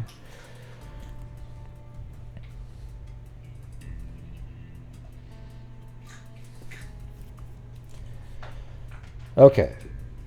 Where the hell was I? Yeah, so he tried to kill Joseph anyways. That didn't happen. He survived and everything. Then, she married Charles, and so it was Tylee, Charles, and Lori were all together. Then, at some point, probably in, must have been like 2012 or 13, one of Kay Vallow, who's the brother of Charles here, she had some children herself, and one of her sons had a child with another woman, and they were both on drugs, and the child was born, and that was JJ. And then, they just weren't in any shape to take care of the son, so the state asked if Kay would take JJ, and it turns out that Larry and Kay talked about it, and I guess, Larry was a little bit older, so he said, "Hey, Charles, why don't..." They asked Charles if he would adopt JJ. So JJ is actually the Charles is the great uncle of JJ, and Kay here is actually the grandmother of JJ. So anyways, Charles adopted JJ. And then you had a family of Tylee, JJ, Charles, and Lori. Then in July of 2019, when Charles went to Lori's house in Arizona to pick up JJ, because he had custody of him, an incident occurred where Alex claims that Charles was in an argument with Lori. Then Tylee came in with a bat. Then Charles took the bat, hit Alex with it. Then Alex went and got his gun, went back into the room, and then Alex went at him again. Charles went after him again, and then Alex shot him, killed him. And then you see on surveillance footage, you see later Alex is outside talking, and Lori shows up with Tylee outside, and Lori looked just, it was ludicrous. I'm not one of those people that likes to analyze a lot of what people look like, but her behavior was so stunningly opposite of what somebody would be like if your husband died, even if it was one you're getting a divorce with, that it just didn't make any sense. So Charles died on July 11th. Then on October 2nd, Brandon Boudreaux, the husband of the niece of Lori, who's Melanie right here. So Melanie right here is the niece of Lori. The siblings are Lori, Alex, and Stacy Lynn are over here. She actually died in 1998, but the only person at the house at the time was Alex. So who knows what happened there, right? So anyways, you got Brandon Boudreaux. He was shot at on October 2nd by Melanie. Not by Melanie, but that Melanie's the wife. He claims, Brandon does, that Alex shot him. The vehicle driving by was a Jeep. The Jeep was a vehicle that... I'm not explaining this very well. Hold on a second. So Brandon was shot at, and the person that shot at him was driving a Jeep. It missed him just barely and went into his vehicle. The bullet did. The Jeep that was driven was a Jeep that was driven by Tylee all the time. That was her vehicle to drive. But it was registered to Charles. Charles is dead, and Tylee had been missing already for almost a month at that point. So Lori's the one that had access to the Jeep. So there's a connection there to Lori, to whoever tried to shoot Brandon. And there's Melanie she wants to be in that same cult with Lori. Then there was, at a certain point, I think in not too long after that, Melanie and Alex actually drove out to Brandon's parents' house and tried to get the kids. And that failed, and she got arrested, I think, and then she had to make a court appearance just recently, really. Well, not recently now, but you know, within a month ago or so. And then she actually married a guy named Ian Pulowski right after that. They got married on November 30th, so really not too long at all after they got divorced. And guess what? He lives in Rexburg too, where Chad lives. And Lori had been talking to this guy named Chad Daybell for a long time, a couple of years at least, doing podcasts with him and all kinds of stuff. So after Charles was killed in, in September, she took the kids and moved to Rexburg to be near Chad. And then, miraculously, Chad's wife, who had been married to for almost 30 years, dies in her sleep on October 2019. October 19th, 2019. So she, and then just a week prior to that, she was shot at by what Chad probably described to her as a paintball gun that misfired, but it could have easily been a silencer, the same weapon that Brandon Boudreaux was shot at with, a silencer. Okay, that's what he described it as. Then, after she died, just 3 weeks later, Lori and Chad get married. They're just so happy. It was just a miracle, just total coincidence that they met and decided to get married right then. I mean, she just happened to move to Rexburg. I mean, a lot of people move to Rexburg. Well, not really, but, you know, she just moved to Rexburg randomly and then got married to Chad just a month or so after Lori moved there. It's amazing. And then, I mean, it's so ludicrous. And then, let's see. Okay. Then the police started getting in on this, going, yeah, there's something's not quite right here, especially after Brandon reported it. They started putting pieces together, and they said, whoa. So they actually exhumed Tammy's body on December 11th, 2019. Okay? 2 weeks prior to that, Alex here married Zulema Pastines on November 29th. All right. Then on December 11th, she was exhumed because they want to see if she was poisoned or not, because she died in the middle of the night sleeping on October 19th. And remember, just a week before, somebody came by and shot at her with a, quote, paintball gun, right? Right. So, anyways, she was exhumed on December 11th, 2019, just right now, like 3 months ago. Then Alex right here, he died almost the same way Tammy died, but he died 1 day after her body was exhumed. So did he kill himself knowing that the shit was going to hit the fan? I don't think so. Or was he taken out because he knows why Tammy died, and now whoever knows that he knows that doesn't want him out there talking, and he also knows why maybe Ty Lee and JJ are missing, and he knows what really happened with Charles, and he maybe knows what the attempt was on Brandon. So you take him out, and now the sole person that might have known the answers to those questions are all gone.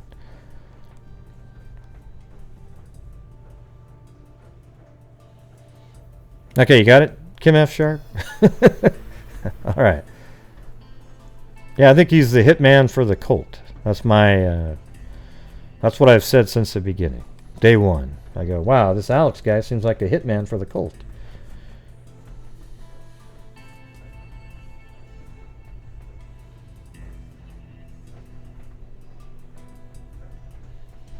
Yeah, he definitely could have either been taken out or he killed himself.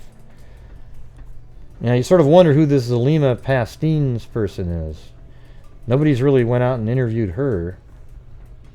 None of these people are talking. A family member said, no, that Ian definitely isn't in a cult or anything like that, that she talks to Melanie and Ian all the time, and I'm just, yeah, you're missing something. There's a lot of information out there.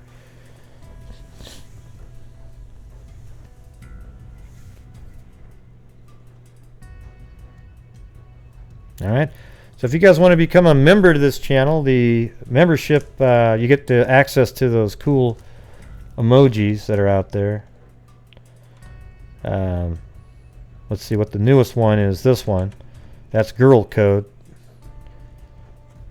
Girl code is when you guys can speak with one word and you say stuff that's absolutely unintelligible or meaningful to a guy, but you all understand it absolutely perfectly.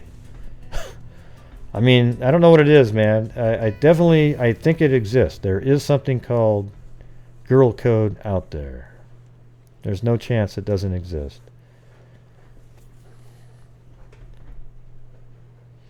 Yeah, she was supposed to get $1 million of life insurance. My original theory in this case was that they were killing all of their spouses to get the life insurance policies so then they could start the cult.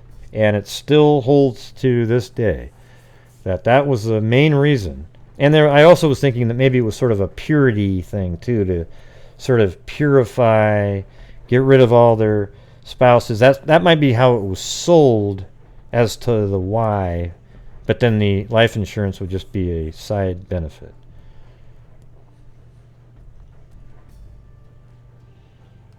Yeah, it's nuts, Kim F. Sharp. They should already be arrested.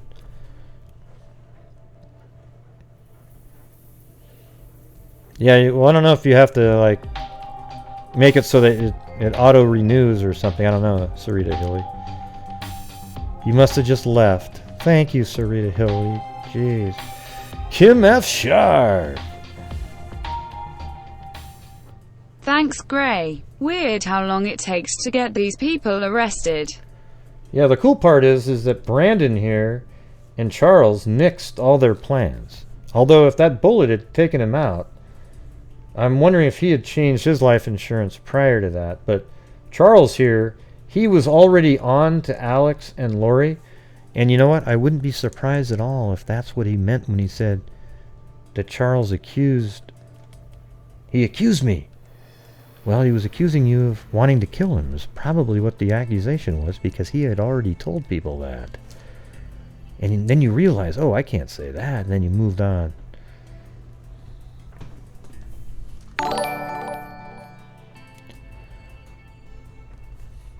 Thanks, Athena Grimes. Wow, that's the same last name as Rick on Walking Dead. You probably hear that all the time. Is your husband's name Rick?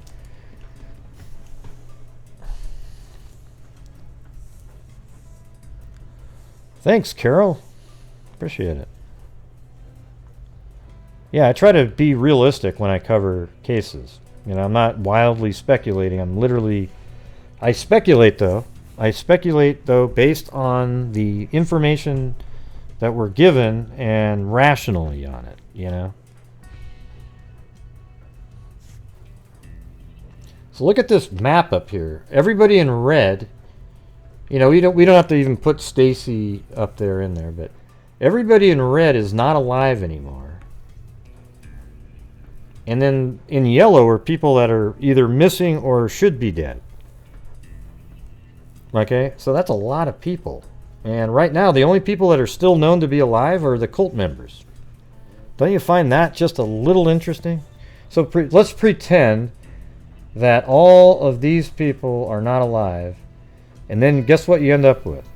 Lori, Chad, Melanie, Ian, and Zulema. Weird, huh?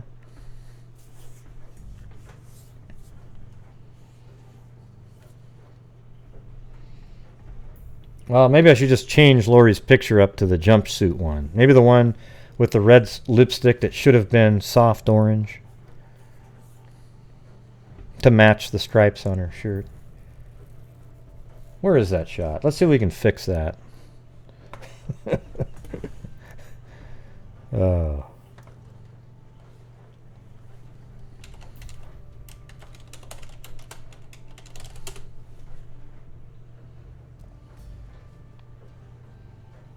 Okay. Look at that big smile. Oh, God. Okay, here we go.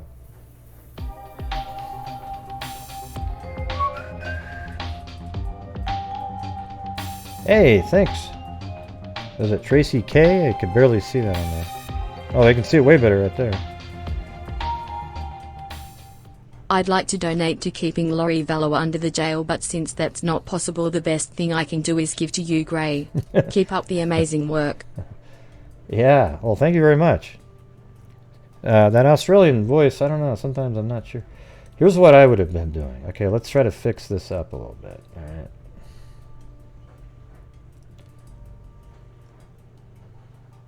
Where the hell is the little... There it is. You know, maybe something like that. Okay. Get that color there, and then zoom in.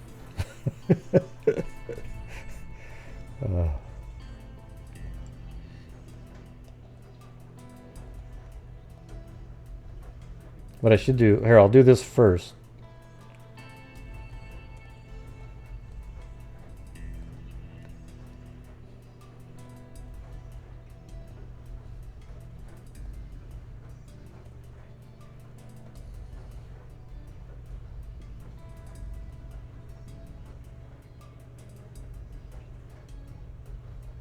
No, I don't think that. I don't know if that'll. Well, let's see.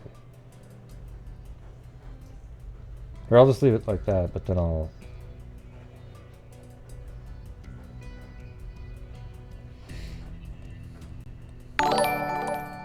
Let's see if that would have looked better. It would have looked better, right? Come on. See? That's my time at Nordstrom's. Look at that. That would have looked better. If it was something more like that. I think they should have given her a little bit better a better palette. Okay.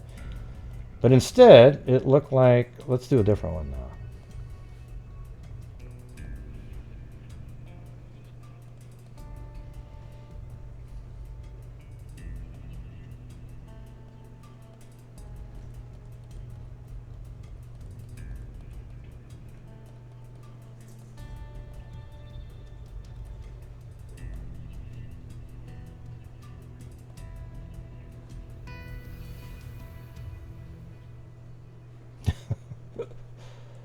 There it is.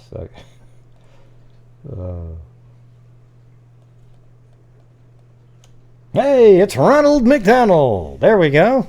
All right. Wait, here, let me try something else.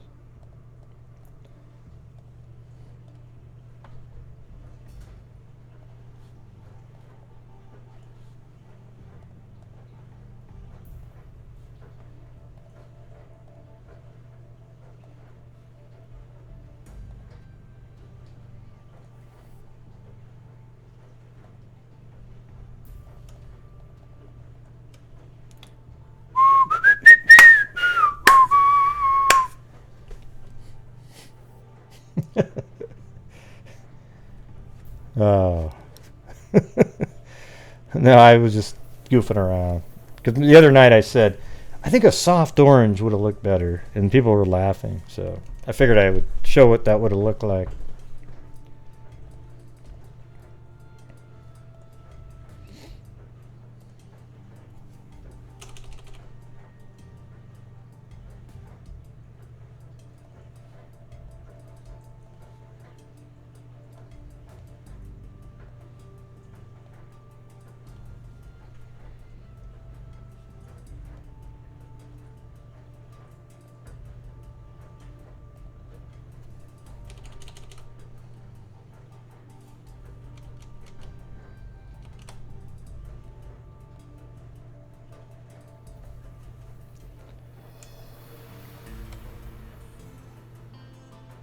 There you go.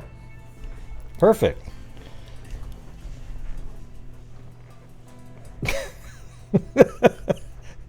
That's hilarious. Oh, man.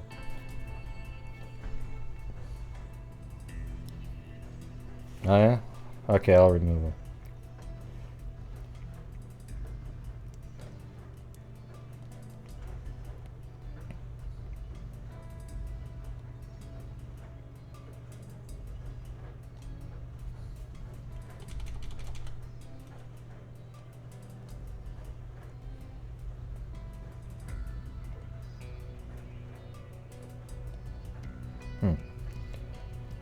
I'll use this one.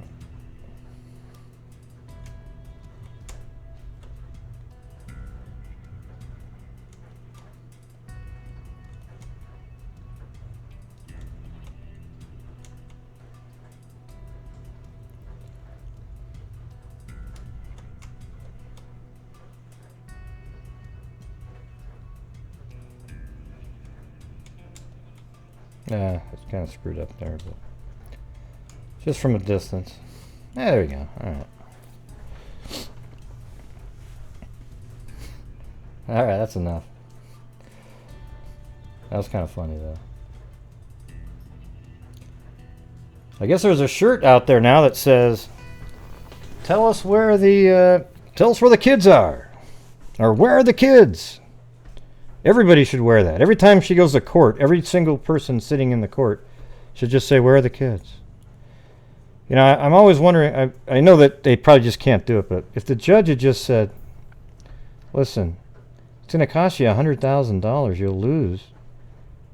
But if you just give me some proof that they're still alive, you know, in this realm, I know that you probably think they're still alive behind the veil, but in this world, if you can give me any proof, just have somebody, have them call, say something, or send a picture in with a dated newspaper or something like that. Well, I'll even let you out at that point. But they don't seem to. I just think that they know that they're not alive. I think the comments that they keep making, I'm hoping they're still alive, but the comments they make, like, oh, they're fine, they're doing great, I think they're referring to behind the veil. You know, that's what they're actually talking about.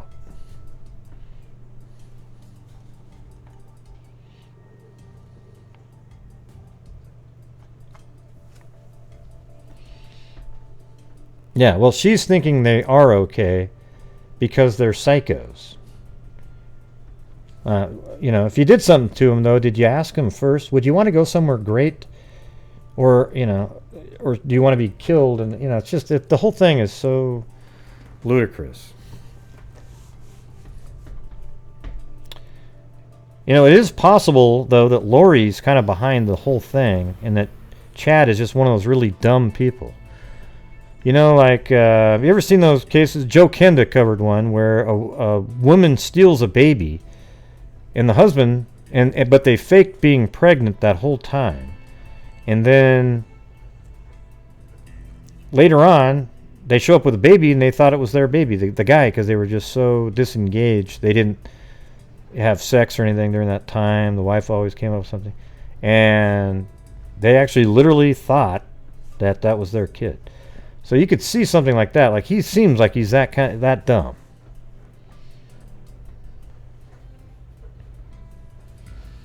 So there could be this whole thing. She just kept orchestrating little comments and things. And you know what? Chad may have even told her about the visions that her and Julie would have.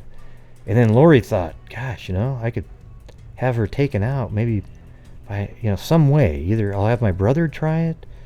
Oh, that didn't work. Okay, I'll poison her somehow. And then it'll just seem like it was meant to be because it was part of the visions that they were having. And it would just validate his own, it'll boost his ego a little bit. Yeah.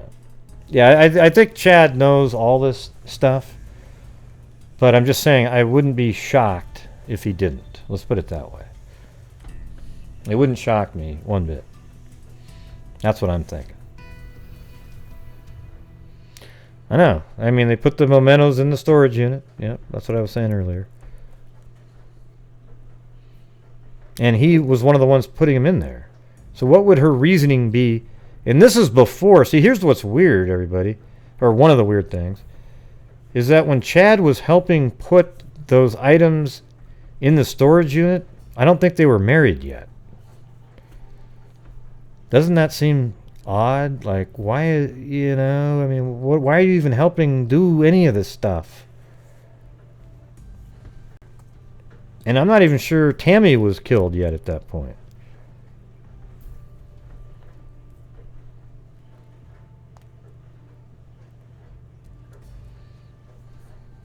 Maybe. It's hard to know, Laura. I mean, I don't know what. Let's say I said I do. What would be the next course of action there?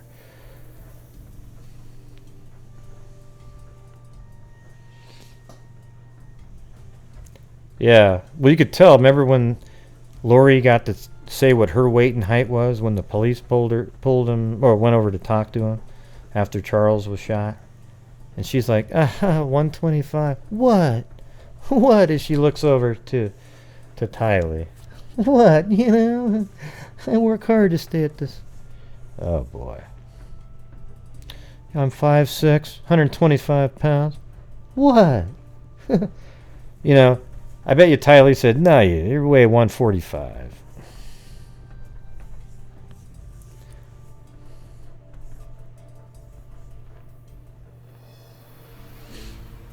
Yeah, they've been seeing each other for a long time. Everybody knows that. Yeah. And that's why, you know, I mean, Chad must know about the family. You know, the kids, everything. He can't be that. Well, he could be.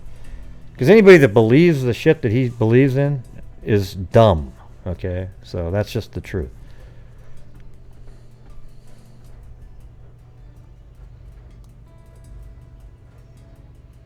Yeah, I've seen that. The beauty contest one.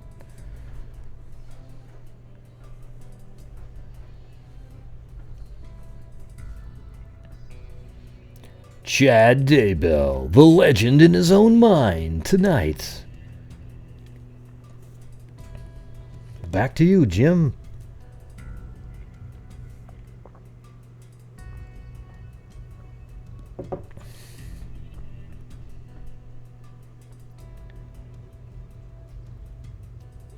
Wow, look at that text right there. Hey, Tammy, what's going on?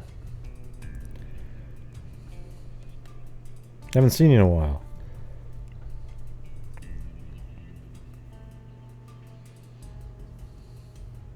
Yeah. He's not really the sharpest pencil in the pencil box. I think you're just supposed to say that he's not the sharpest pencil in the drawer.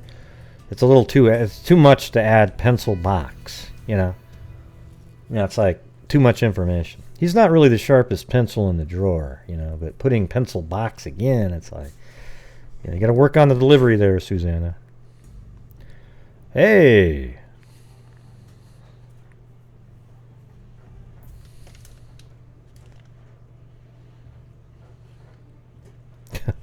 God, that's just way too much information. That's not the sharpest pencil in the pencil box. It's like, you know, you don't even need to say that. Yeah, he's not the sharpest pencil in the box. I think people would realize that it was a box full of pencils, you know. Yeah.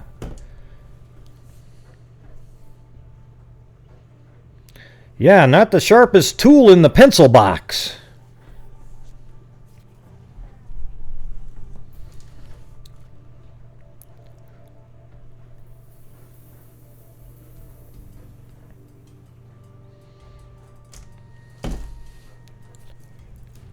There's a box of rocks wondering who gets. Yep.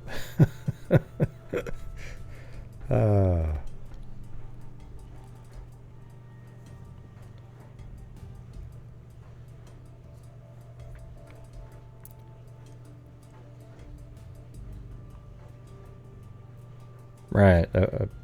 I made that. I was an intentional mixing of metaphors. Yeah. Right, that's what I was doing.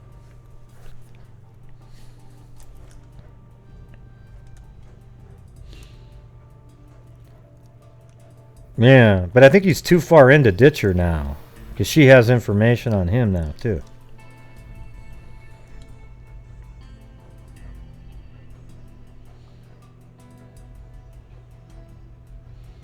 I know. Hey, when you guys are on quarantine, I'll be right here doing my show. Because I'll be on quarantine. I'm always at home anyways. I'm sorry. I've been on self-imposed quarantine for a long time. We will be freaking out every night if we go on national quarantine. Think how many cases we can solve. I don't know. I haven't been following if how many more in Oregon there are. I think, here's what I think. I think there's thousands of more cases in the United States than the numbers showing. And it's because there's no testing being done to come up with sort of an accurate estimate. But as soon as we start testing, you're going to just see the numbers go way up. That's my opinion. So, I mean, because if you're all of a sudden, oh wow, 400 more cases, you know, you'll see. But I mean, there are 300 million people in the United States.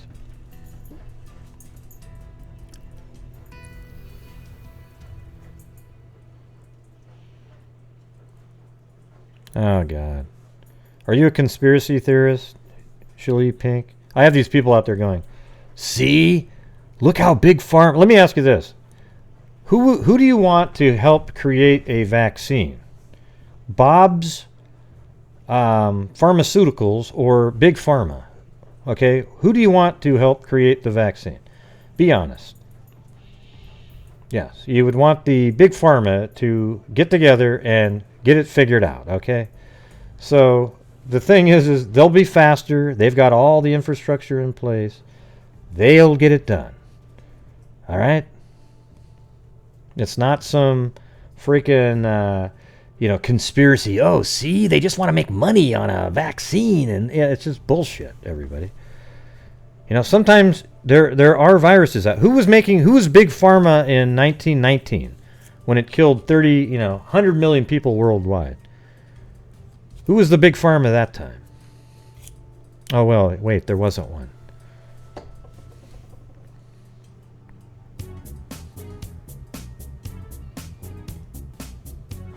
Gray, you're so naive, man. Oh, boy. Yeah, well, I like actually know what I'm talking about and being naive in your mind. I'm fine with it. Yeah, it's just, look at vaccines work, everybody.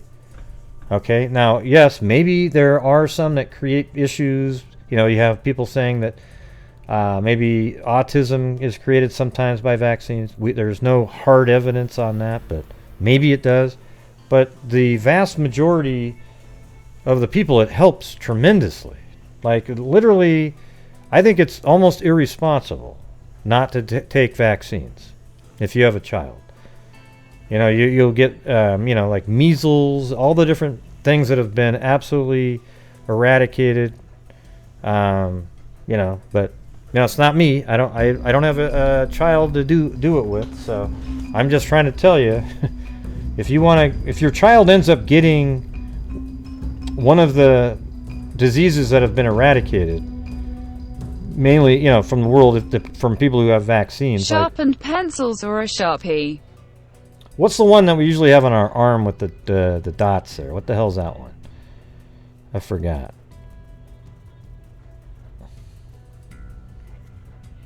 Yeah, polio, right? I don't know if they still give that. Yeah, maybe TB. Yeah, there's polio vaccines and tuberculosis, right? So if you don't do those and your kid gets tuberculosis, whose fault is that? Okay?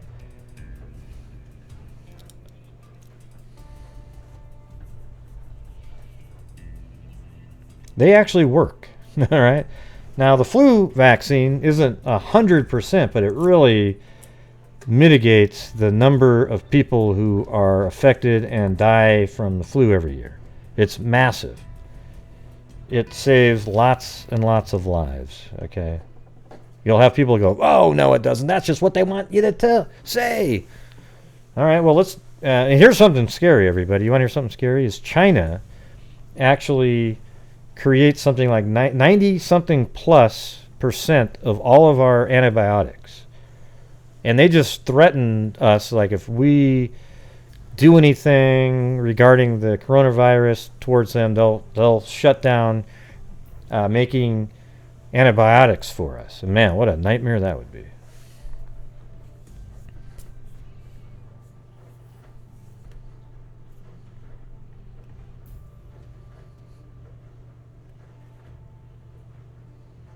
Yeah, that's scary, Debbie. Yeah. You almost have to put them in one of those plastic bubbles, like remember that movie, The Boy in the Plastic Bubble, by what the hell is John Travolta was in it?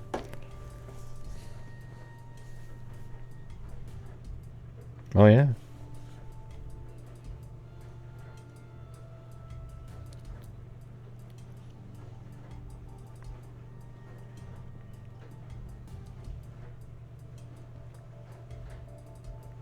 Hey, Susanna, where are you? I was just joking around about your sharpest pencil in the drawer thing. I think it was funny. It added content. See? Yeah, the boy in the plastic bubble, yep. John Travolta. That was his breakout dramatic role. And then, of course, after that became Saturday Night Fever. And well, you quit commenting after I was making fun of your not the sharpest pencil in the pencil box. I think here's what I would just say. Leave the word pencil off of box and it's funny.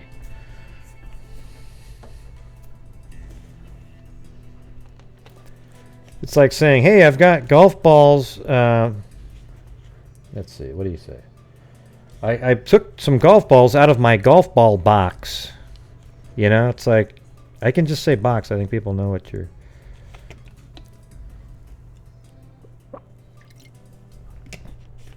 No, she's in Ireland, I think.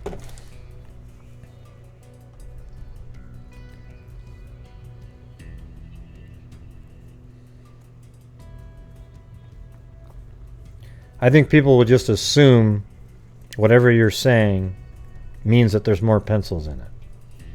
If you said box, if you said drawer, if you said jar, if you whatever the hell you said, it would make sense.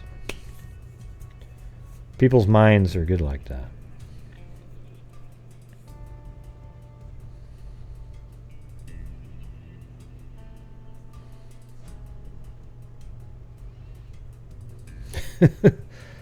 Yeah, but see, that one's different there, Noreen, because you didn't say, hey, I took some orange makeup out of my makeup box.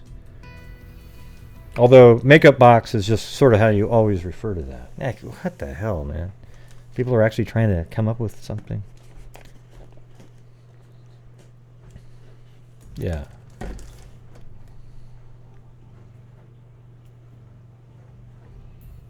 Right. Yeah, if people get frustrated with the way I am, they should just run out the door. It's fine. I only want people on my channel that are, you know, that kind of think it's funny, my sarcasm, dry humor, whatever, and then you'll be able to be okay with it. Right? Because whenever I go on my little riffs, that's all it's about right there. Anyways, everybody, I'm going to end this live right now. I might come back on later this evening. I have a missing person case and maybe some other stuff to go over later. So that might be like at 9 something, 9:15.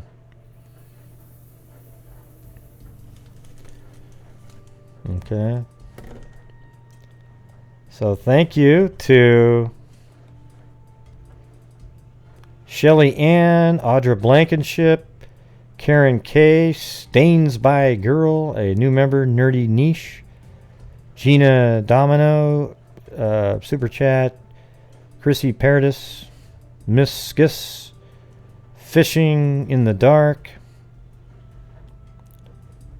Tracy K became a new member, and then Kim F. Sharp with a super chat, and then Athena Grimes and Lisa Crazed, new members, and then Kim F. Sharp again, and then George KR. There you go.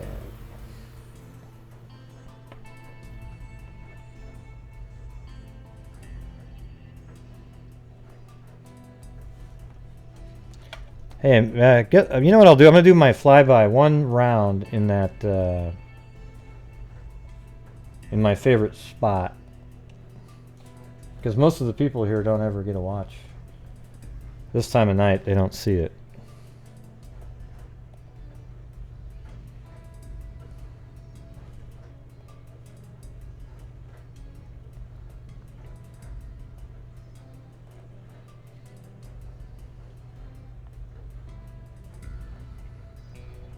Right? Come on, everybody. Look at that. One loop.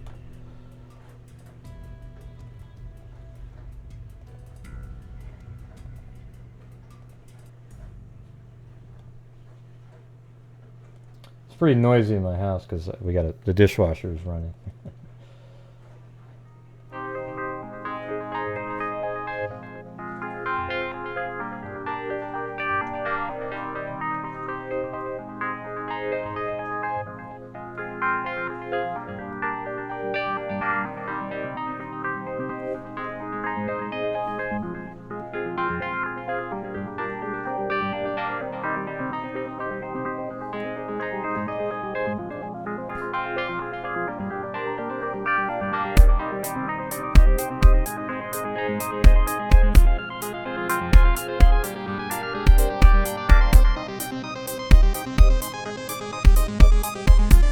Good night, Kathleen.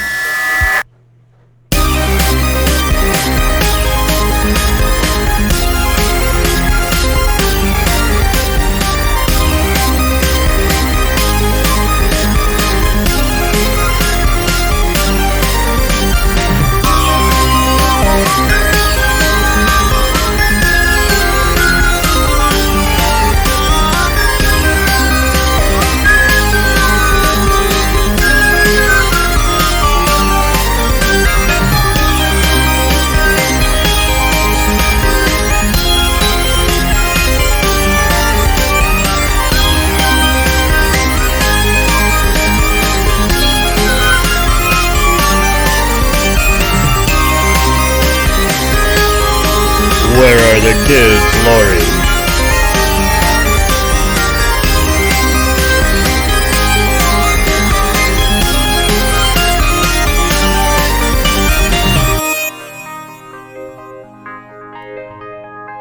I think this was formed by aliens, don't you? Almost looks like a city that's just not there anymore. Wow, I just got an idea for a new novel! 3-part series where we'll...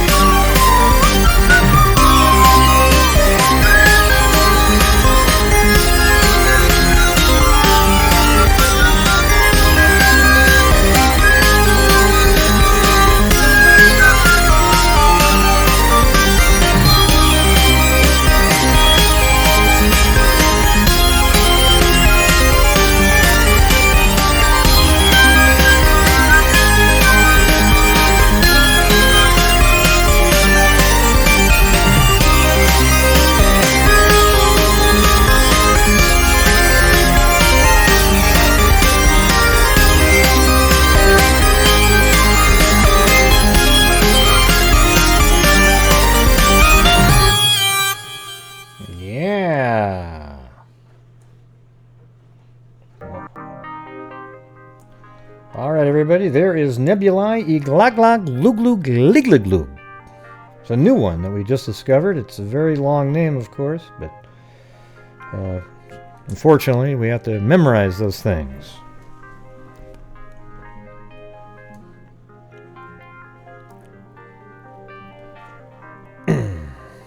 All right.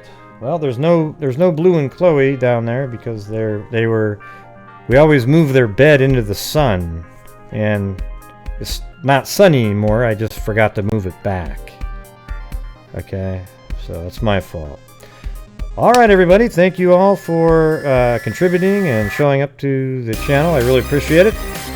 And to all the new subscribers and new members, welcome. And as I always say, everybody, until next time, be safe out there. 2, 3, 4.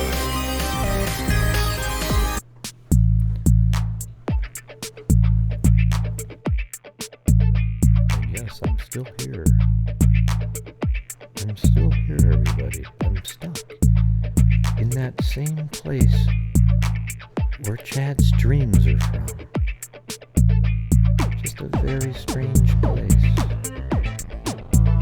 I'm in just the weirdest place ever. It's almost like